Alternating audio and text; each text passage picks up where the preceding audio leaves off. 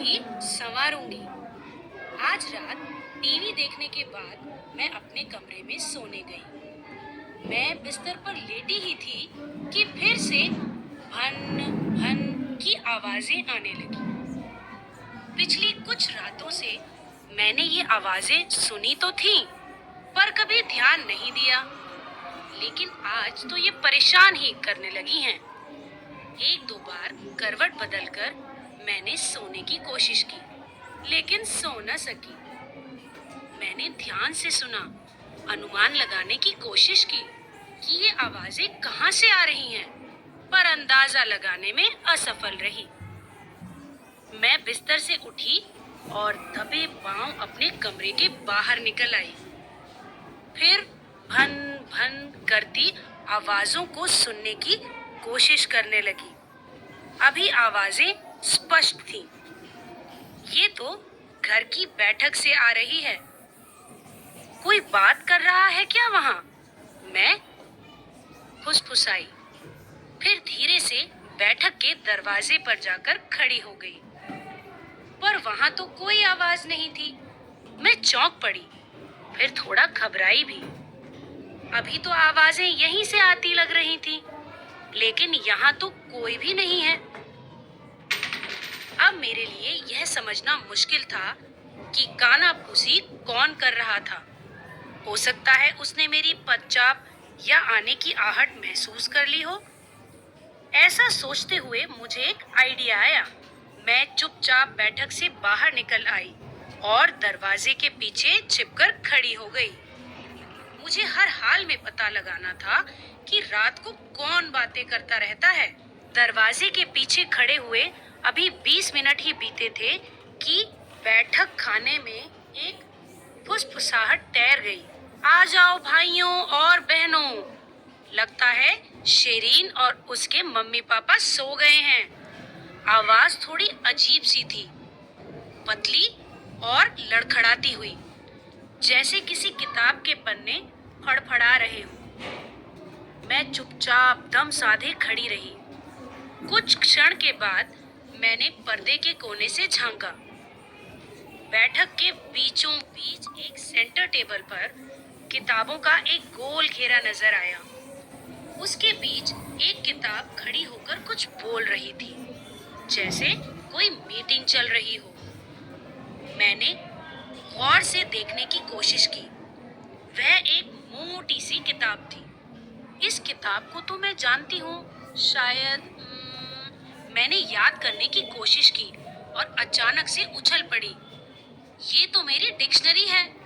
इसका तो मैं कम ही इस्तेमाल कर पाती हूँ। मीटिंग शुरू हो चुकी थी। बीचों बीच बैठा डिक्शनरी सभी से कुछ बोल रहा था। अरे रिमझिम बहन, तुम तो पहचान में ही नहीं आ रही। हाँ भाई, तुम्हें तो इस घर में संभाल कर रखा जाता है ना। मेरी तो कोई इज्जत ही नहीं है। कब उठाया, कैसे उठाया, कहाँ फेंक दिया। कहते कहते रिमझिम पाठ्य पुस्तक का गला रूंध गया। फिर उसने अपनी बात बदलते हुए कहा, मेरी छोड़ो, अब इस मेरी गोल्ड को तो देखो, इसका तो आधा हिस्सा ही गायब है। इतना सुनना था कि सारी कॉपियां उछल उछल कर चिल्लाने लगी।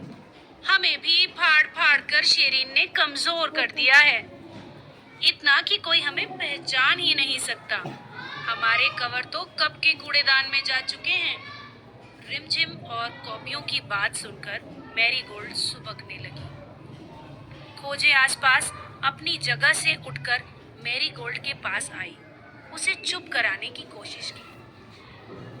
फिर वह बाकी किताबों के सामने आकर खड़ी हो गई। सिर्फ मीटिंग करने से या आपस की बातचीत से ऐसा कुछ नहीं होगा। हम सबको आवाज उठानी होगी। क्या समझती है खुद को ये शेरीन? हमारा ये हाल कर दिया है कि बस अब कबाड़ ही बन चुके हैं हम। हाँ, हम सबको मिलकर कोई उपाय सोचना चाहिए। कॉपियां फिर एक स्वर में उछलती हुई बोली। तभी एक कोने में बैठी चुप्पी डायरी तपाक से बोली, क्यों ना हम सब मिलकर गायब हो जाएं? अभी तो शेरीन के एग्जाम भी आने वाले हैं।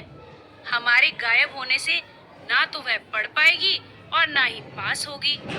इस बार कॉपियों के साथ अन्य किताबें भी उछल उछल कर चिल्लाने लगी, बिल्कुल सही, हमें तुम्हारी बात मंजूर है, चलो गायब हो जाते हैं, इस शेरीन को मजा चखाते हैं।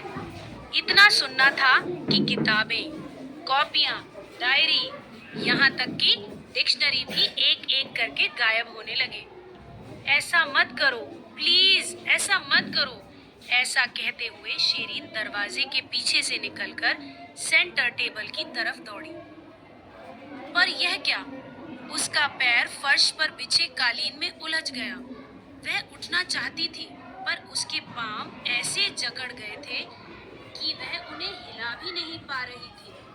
मुझे माफ कर दो, प्लीज ऐसा मत करो, हाथ पांव मारती शेरीन चिल्ला रही थी। उसकी आंखों में आंसू छलक आए थे। ऐसा कहते कहते शेरीन की आंख खुल गई। वह बिस्तर से उठ बैठी। वह पसीना पसीना हो रही थी। तो क्या मैं सपना देख रही थी? कितना भयानक था सब कुछ, वह बुदबुदाई। शेरीन ने फौरन किताबों की तरफ नजर दौड़ाई। सभी अपनी जगह पर ही रखी थी। कुछ सोच वह बिस्तर से उतर गई। फिर उसने स्टडी टेबल की ड्रॉवर से सेलो टेप और कवर रोल निकाला और चल पड़ी अपनी किताबों और कॉपियों को संवारने। तो कैसी लगी आपको शेरीन की यह पहल? अब मिलेंगे एक नई कहानी के साथ।